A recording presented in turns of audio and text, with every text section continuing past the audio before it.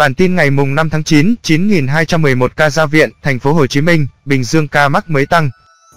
Ngày mùng 5 tháng 9, Bộ Y tế cho biết cả nước ghi nhận 13.137 ca COVID-19, trong đó thành phố Hồ Chí Minh, Bình Dương có số mắc mới tăng cao, trong ngày cũng có 9.211 bệnh nhân COVID-19 được công bố khỏi bệnh.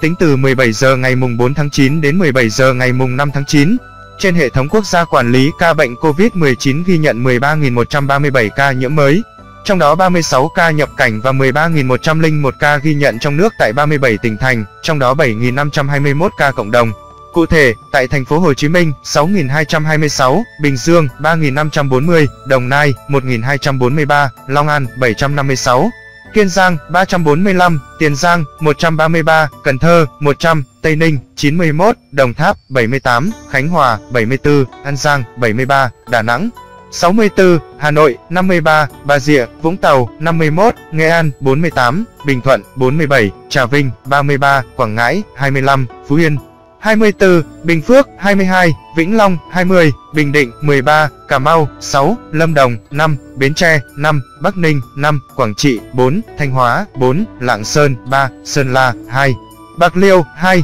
Ninh Thuận, 1, Quảng Nam, 1, Hà Tĩnh, 1, Bắc Giang, 1, Quảng Ninh, 1, Đắk Nông, 1. Như vậy trong 24 giờ qua số ca nhiễm ghi nhận trong nước tăng 3.580 ca, trong đó, riêng tại thành phố Hồ Chí Minh tăng 2.122 ca, Bình Dương tăng 1.055 ca, Đồng Nai tăng 251 ca, Long An tăng 212 ca, Kiên Giang tăng 220 ca. Kể từ đầu dịch đến nay, Việt Nam có 524.307 ca nhiễm, đứng thứ 51 phần 222 quốc gia và vùng lãnh thổ, trong khi với tỷ lệ số ca nhiễm 1 triệu dân, Việt Nam đứng thứ 160 phần 222 quốc gia và vùng lãnh thổ, bình quân cứ 1 triệu người có 5.330 ca nhiễm. Trong đợt dịch thứ 4, từ ngày 27 tháng 4 năm 2021 đến nay, số ca nhiễm mới ghi nhận trong nước là 520.013 ca, trong đó có 288.953 bệnh nhân đã được công bố khỏi bệnh. Đến nay có 9 phần 62 tỉnh, thành phố đã qua 14 ngày không ghi nhận trường hợp nhiễm mới trong nước. Bắc Kạn, Tuyên Quang, Lai Châu, Hòa Bình, Yên Bái, Hà Giang, Thái Nguyên, Điện Biên, Vĩnh Phúc có 7 tỉnh, thành phố không có ca lây nhiễm thứ phát trên địa bàn trong 14 ngày qua. Thái Bình, Hải Phòng, Phú Thọ, Kon Tum, Hà Nam, Hải Dương, Quảng Ninh, 5 tỉnh, thành phố ghi nhận số mắc cao là thành phố Hồ Chí Minh, 251.414, Bình Dương, 132.433, Đồng Nai, 28.549, Long An, 25.085, Tiền Giang,